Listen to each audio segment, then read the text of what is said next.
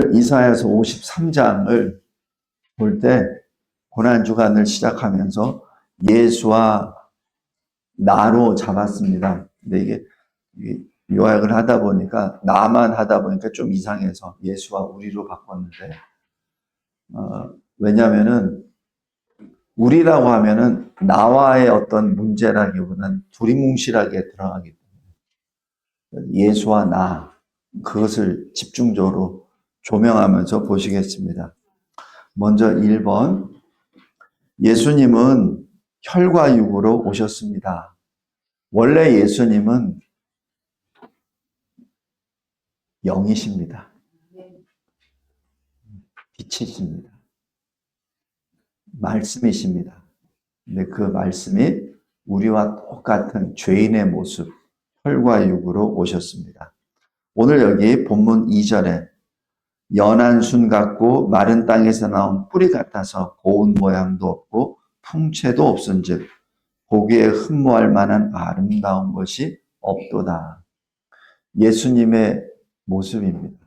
우리가 보통 영화나 이런 데, 성화 같은 데 보면은 예수님 멋있는 모습으로 하여튼 뭐 하려고 하잖아요. 근데 실질적인 예수의 모습은 그렇지 않지 않나 하는 생각이 듭니다. 왜냐하면 성경이 이렇게 말씀하시니까. 예수님은 멋있는 모습이 아니었음이라고 봅니다. 왜냐하면 새끼 나귀를 타실 정도면은 키도 그렇게 크지도 않으세요. 그것만 보더라도. 그런데 그 주님이 이 세상에 오셔서 우리를 건져내 주신 어린 양이셨습니다. 그래서 우리가 왜 이렇게 볼 때 외모로 보지 말라 그러잖아요. 그 외모로 보지 말라는 것이 예수님의 그 모습도 마찬가지 아니신가 봅니다. 예수님이 어젠가요? 잠깐 말씀드린 기억이 나는데 이 시대에 지금 오셨다고 보십시다.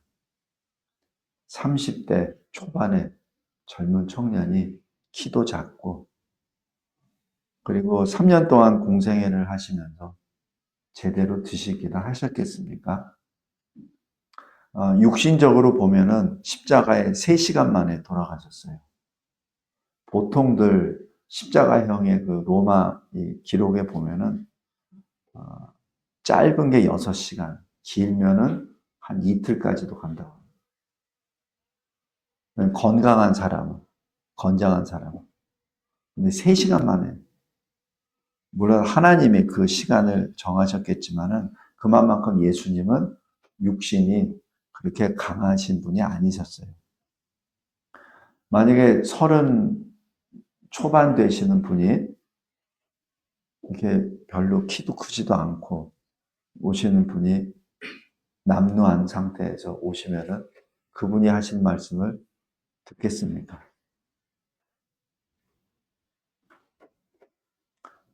참 이게 아이러니한데 우리는 늘 우리 눈이 가는 곳으로 뭘 보려고 하고 판단하려고 합니다. 예수님은 흠모할 만이 없는 모습으로 이 세상에 오셨습니다. 그래서 예수님이 이 세상에 오셨을 때 사람들이 조롱도 하고 멸시도 했죠. 심지어는 갈릴리에 갔을 때 자기가 성장한 곳이잖아요. 예수님이 설교하시자 처음 듣는 말인데 어떤 권위를 가지고 있는 말씀인데 하면서 그거는 인정하나 예수는 인정하지 않죠. 내가 알아. 저 사람 아버지도 알고 어머니도 알고. 내가 저 누이들도 알아.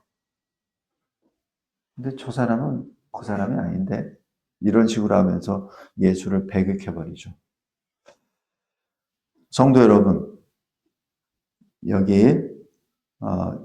큰 1번에 작은 5번 보세요. 제가 오전 설교 때 잠깐 말씀드렸는데 그 예수님이 심판주로 오실 때 그 모습은 일찍 죽임을 당하신 어린 양의 모습으로 하나님의 보좌에서 두루마리와 그리고 인을 받습니다. 사도 요한이 막 울어요. 크게 울습니다. 계시록 5장 한번 잠깐 보세요. 제가 몇 번 말씀드린 내용인데 굉장히 중요하기 때문에 그렇습니다. 계시록 5장 1절에 보면 내가 보매 보좌에 앉으신 이의 오른손에, 그러니까 하나님 아버지예요. 오른손에 두루마리가 있으니 안팎으로 썩고 7인으로 봉하였더라. 이렇게. 이때 2절에 힘 있는 천사가 큰 음성으로 외치기를 누가 이 두루마리를 펴며 그 인을 떼게 합당하냐? 이렇게 큰 소리로 외칩니다. 3절에 하늘 위에나 땅 위에나 땅 아래 능히 그 두루마리를 펴거나 보거나 할 자가 없더라. 아무도 없었습니다. 그때 4절에 내가 크게 울었더니, 내가 누구예요? 사도 요한입니다. 왜 사도 요한이 울었겠습니까? 이 마지막 심판이 끝나야 구원이 완성되기 때문에. 그리고 이 심판을 하실 분은 예수 그리스도 한 분이시거든요. 그거를 어떻게 아냐고요? 사도 요한이 그거를 60여 년 동안 설교했거든요. 그리고 어느 순간에 저 천국의 들림을 받아서 그 현장에 가 있는 겁니다. 그러니까 여기 4절에 사도 요한이 크게 울었다는 얘기는 사도 요한이 주님 어디 계십니까? 지금 그 부르짖는 겁니다. 마치 어미를 잃은 사자 새끼가 어미를 찾는 거예요. 엄마 어디 있어요? 우리 애기들도 그렇잖아요. 엄마 사라지면 막 까무러치게 울잖아요.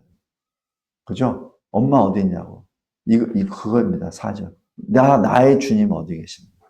사도 요한은 예수님이 육신을 입고 계실 때 제일 가깝게 있었던 제자 중에 제자예요. 그래서 항상 요한복음에도 보면은 주께서 사랑하시는 제자, 주께서 사랑하시는 자 이렇게 표현하잖아요. 그러니까 그때 사도 요한이 20살이 안 됐고 예수님은 33살 되셨을 때니까 얼추 15살 정도 차이 났을까요? 그러니까 항상 예수님 하면은 육신적으로 봐도 그런 관계였습니다. 근데 지금 80대, 90대 되는 노인이 돼가지고 지금 거기서 크게 우는 겁니다. 이때 여기 5절에 보면 장로 중에 한 사람이 내게 말하되 울지 말라. 유대 지파의 사자 다윗의 뿌리가 이겼으니 그 두루마리와 그 인을 떼시리라. 라고 말씀해 주시고, 이 유대 지파의 사자, 계시록 49장에 나오는 바로 메시아 그리스도 예수입니다. 다윗의 뿌리, 바로 주님이시죠. 6절에 내가 또 보니 보좌와 내 생물과 장로들 사이에 한 어린 양이 서 있는데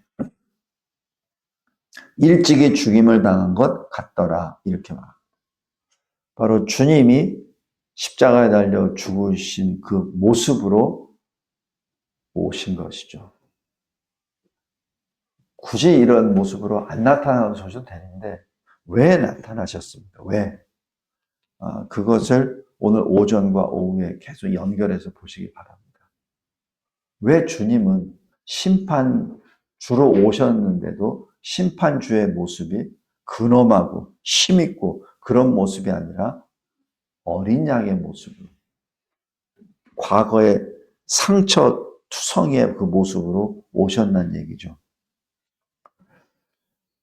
그러면서 6절 후반부에 그에게 7뿔, 7눈, 이 눈들은 온 땅에 보내심을 받는 하나님의 7영, 성령을 말하시죠. 7은 완전수를 말합니다. 뿔은 권세를 말하죠. 그러니까 이 어린 양이 그냥 그 고난받은 흔적이 있는 어린 양뿐만 아니라 성령의 완전한 그와 함께 지금 나타나셨다라는 것을 보고 7절에 그 어린 양이 나와서 보좌에 앉으신 이의 오른손에서 두루마리를 취하시니라 하면서 이때부터 심판이 시작됩니다. 다시 여기 우리 설교 요약으로 보겠습니다. 심판주의 모습은 일찍이 죽임을 당하신 어린 양의 모습으로 오셨습니다. 그리고 그 어린 양이 인을 떼시는 것으로 시작되죠. 그것이 계시록 6장 1절입니다. 그 다음에 우리 오전 예배 때 했던 것처럼 시온산에 구원받은 자들 14만 4천과 같이 서 계실 때, 그리고 같이 행하실 때, 그리고 계시록 7장에 예배를 받으실 때, 그때 모습도 어린 양이었습니다. 그리고 계시록 22장 생명수강의 근원에서도 어린 양 보좌로 들어오시죠. 성도 여러분, 어떤 분은 이렇게 물어봐요. 천국에 가면은 더 이상 새로 영원한 영광의 모습으로 이렇게 바뀌니까 거의 특별히 먹을 것도 없고 할 것도 없고 그런데 저는 이렇게 봅니다. 이 생명수 강 성령의 공급이 없으면 천국에서도 존재하지 못한다고 봅니다. 이 생명수는 과거, 현재, 미래 계속 흐르십니다. 왜냐하면 하나님의 백성이 그것을 공급받아야 됩니다. 만약에 천국에 갔다 하더라도 어린 양이 안 계시면 우리는 존재 못합니다.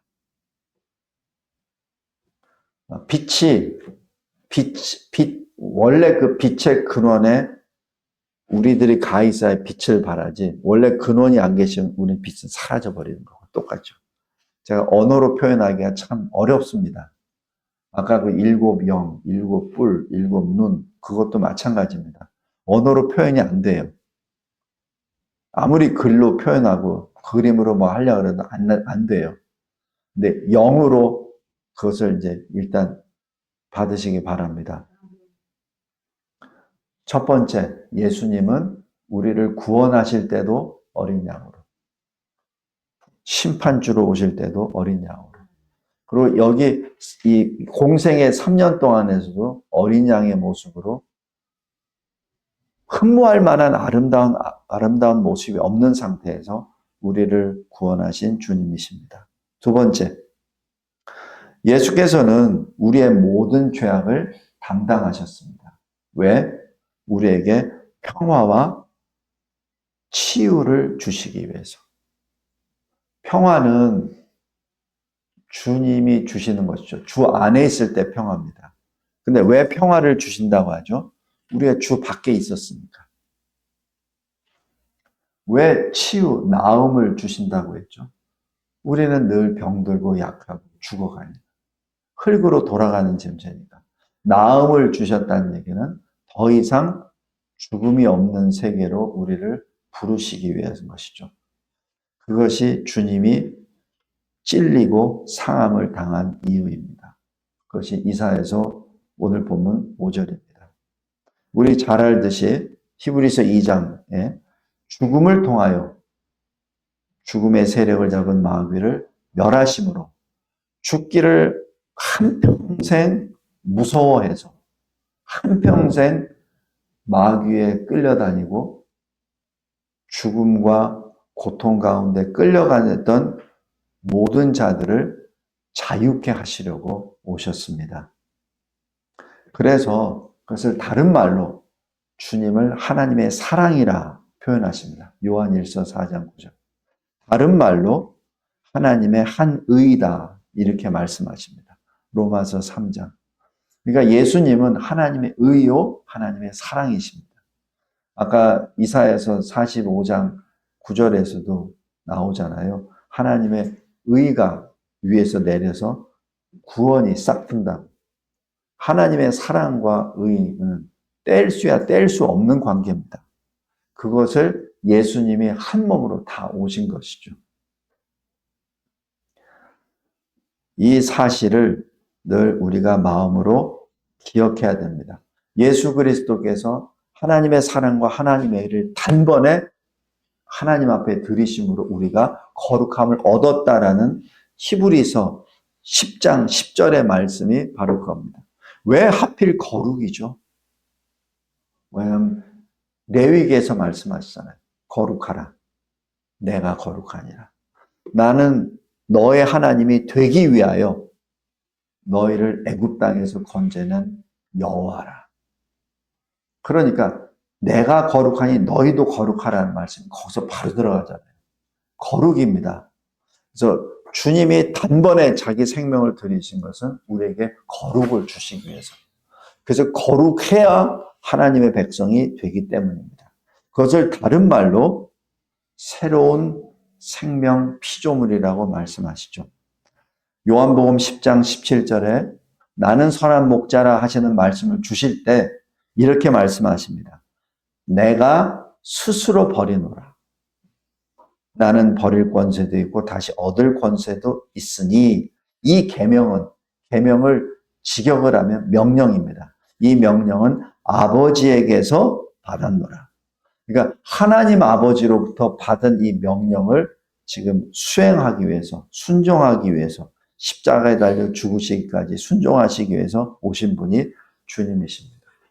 그래서 예수님이 요단강에서 세례를 받으시고 올라오실 때 어떻게 하죠? 하나님 아버지께서 이는 내 사랑하는 아들이다. 내가 그로 기뻐하노라. 그렇게 말씀하셨잖아요. 변화산에서도 말씀하세요. 이는 내 아들이니라. 그의 말을 들으라. 이렇게 하시죠. 그게 전부 다 연결됩니다. 그래서 주님이 이렇게 말씀하십니다. 내가 곧 그 길이요, 그 진리요, 그 생명이니라. 나로 말미암지 않고는 아버지께로 올 자가 없느니라라는 그 말씀. 절대성입니다. 그러니까 예수를 빼놓고는 하나님 아버지께 갈 길이 없어요. 그런데 자꾸 이 현대 신학 쪽으로 성경을 해석하는 데 있어서 이상하게 막 이것저것 막 짬뽕을 시켜서 해버립니다. 그건 절대 아닙니다. 마지막 때 누가 적그리스도냐? 예수께서 육신으로 오신 것을 부인하는 자. 그냥 예수를 부인하는 것이 아니라 예수님이 혈과 육으로 오신 것을 부인하는 자가 적그리스도라고 했잖아요. 현대 신학이 그걸 계속해서 부인하고 있습니다. 예수님이 언약한 것, 재림을 술 먹어서 취했다고 하는 천주교나 아니면은 예수님이 독신 생활했기 때문에 참 이상적인 사람으로 우리에게 본을 보였다는 로잔이나 전부 다 이게 엉망입니다. 예수 자체에 대한 것을 부인하는 거예요.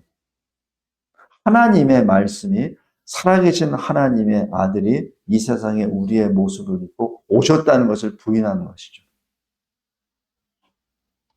우리 항상 깨어있기 바랍니다. 마지막 세 번째. 예수는 우리를 위하여 지금도 중보기도 하십니다. 이 중보기도라는 것은 주님만이 쓰실 수 있습니다. 그래서 제가 이 중보라는 단어를 고이 간직했다가 예수님 앞에 이렇게 붙여서 씁니다. 함부로 쓰는 단어 아닙니다. 큰 3번에 작은 6번, 디모데전서 2장 5절 말씀입니다. 하나님은 한 분이시요. 하나님과 사람 사이에 중보자도 한 분이시니 곧 사람이신 그리스도 예수라. 예수는 사람이십니다. 그리고 동시에 하나님이십니다. 그렇게 하나님이시면서 사람이신 분은 예수 한 분이십니다. 그래서 예수님이 말씀하잖아요. 나 이외에는 아버지께로 올 자가 없느니라. 그것을 여기 중보 기도에 대한 것을 한번 말씀을 잠깐 찾아봤어요. 시편 110편 1절에 보면은 다윗이 하나님 보좌에 들림을 받고 하나님 보좌와 그리고 나의 주, 바로 다윗의 주, 누구예요? 그리스도입니다. 성자 하나님이세요. 그러니까 성부 하나님이 성자 하나님께 말씀하신 거예요. 내가 너 성자 예수 그리스도의 원수를 너의 발판에 두기까지. 너의 발판이 되게 하기까지. 너 성자 예수는 내 오른쪽, 성부 하나님 오른쪽에 앉아 있으라. 지금 이 다윗은 성부 하나님과 성자 예수 그리스도를 지금 보면서 이 시편 110편을 씁니다. 그분이 예수님이세요. 우리가 함부로 흉내내거나 표현할 수 없는 하나님이십니다. 오늘 12절에서도 이사야서 53장 12절 그가 많은 사람의 죄를 담당하며 범죄자를 위하여 기도하였느니라 라고 그렇게 말씀합니다. 범죄자는 누구예요? 저와 여러분이죠. 우리의 기본 과거 정체성은 범죄자입니다. 다음에 작은 3번 그리스도 예수께서 하나님 우편에 계시며 우리를 위하여 간구하십니다. 로마서 8장 34절입니다. 이게 중보입니다. 그리고 스데반이 순교 직전에 하나님께서 계시하세요. 보라, 하늘이 열렸다. 보좌 우편에 서신 인자를 보노라. 이렇게 말씀하죠. 스데반의 고백입니다. 성도 여러분, 제가 지난 수요예배 때 언뜻 말씀드렸는데 하나님 아버지와 우편에 앉아 계시는 성자 예수 그리스도께서는 우리를 계속 보고 계세요.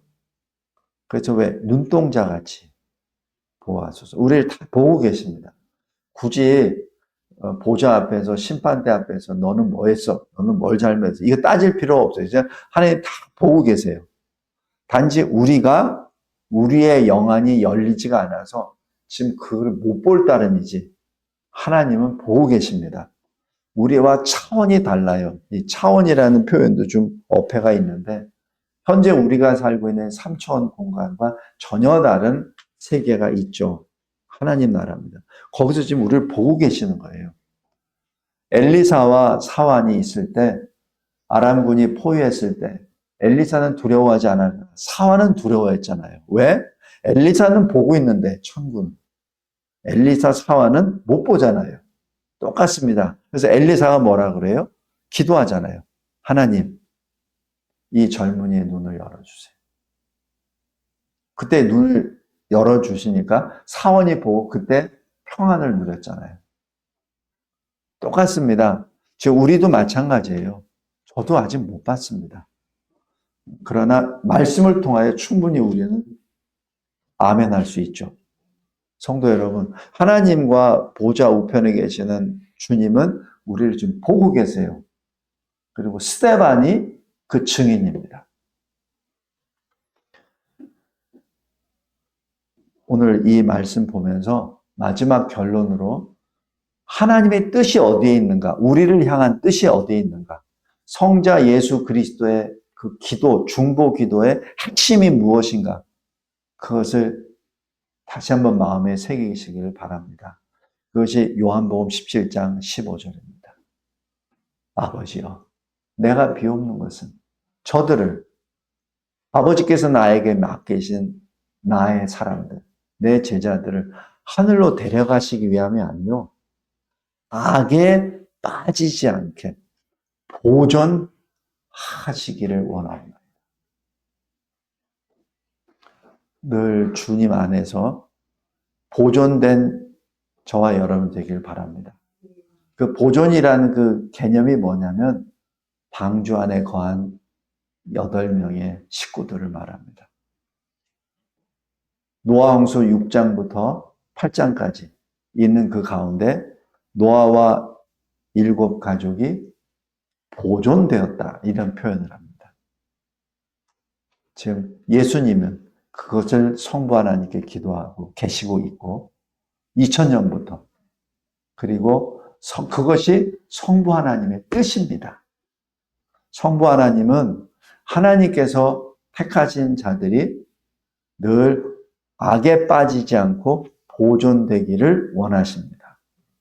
그것을 다른 말로 에베소서 1장을 보세요.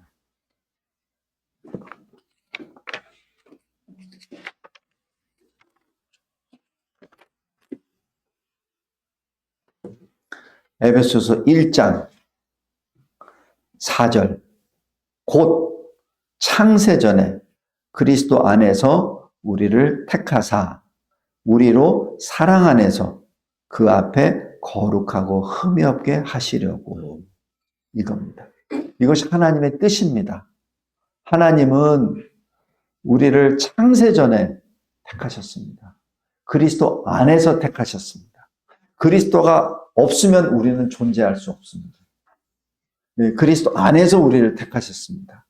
성도 여러분, 이것이 인간의 지식과 경험과 논리로는 해석이 안 됩니다. 그런데 하나님이 주신 말씀이에요. 창세 전에.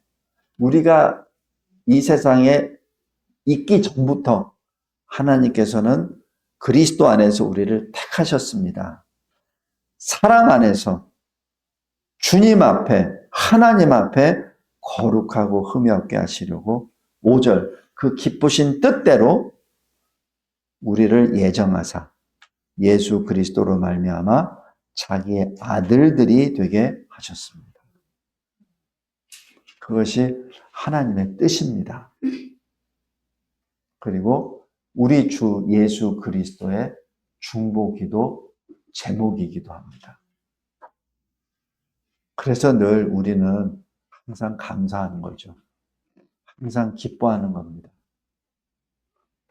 항상 하나님 앞에 기쁨으로 받고, 오늘 이사야서 53장에 나와 있는 처절한 모습이죠. 죽을 그 순간까지도 아무 소리도 내지 아니하시고 그대로 그 자리를 지키십니다. 하나님이신데도 불구하고 죽음의 그 자리에서 아무 표현 안 하십니다. 그 자리에서 자기가 받은 사명을 감당해 나아가죠. 빌립보서 2장에 있는 것처럼 그리스도 예수의 마음을 품으라. 그것이 이 마지막 때 주님이 우리에게 주시는 명령이십니다. 하나님 감사하고 감사합니다. 주님이 주신 이사야서 53장, 예수님이 이 세상에 오시기 700년 전에 이미 선포된 이 말씀 그대로 주님은 2000년 전에 십자가에 달려 죽으심으로 다 성취하시고 우리에게 2000년 후에 있는 저희들에게 이렇게 다시 그 말씀을 통하여 평화와 나음을 받게 해주심에 진심으로 감사합니다. 주님의 영원한 찬송이 되는 우리 모두의 인생이 되게 하옵소서. 예수 그리스도의 이름으로 기도드립니다. 아멘.